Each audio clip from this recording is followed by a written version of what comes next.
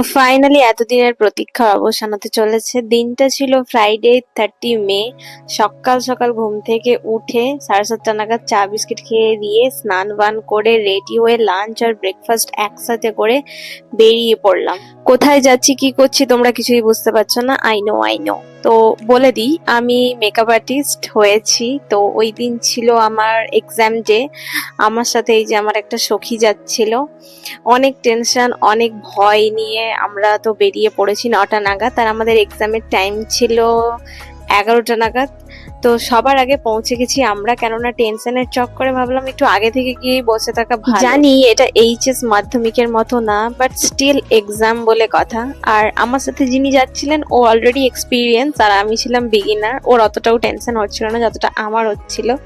আর ওয়েদারটা সুন্দর ছিল। ওয়েদারটা দেখতে দেখতে মন ভালো হয়ে গিয়ে চলে গেলাম এক্সামে।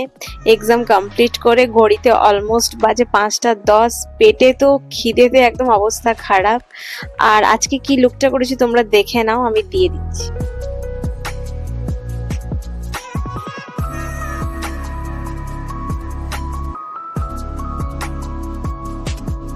তো এই লুকটা আমি করেছিলাম, একটা বৃদ্ধি লুক ছিল।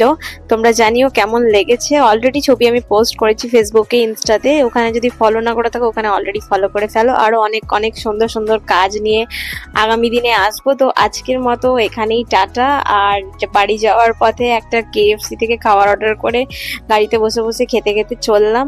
আর আমার অলরেডি বাড়ি পৌঁছতে রাত 10টা মতো বেজে গেছিল, কেননা তোমরা জানো আমাদের এদিকে ট্রেনের অবস্থা কতটাই খারাপ। সো যাই হোক, নেক্সট ব্লগে আবার দেখা হচ্ছে। বাই।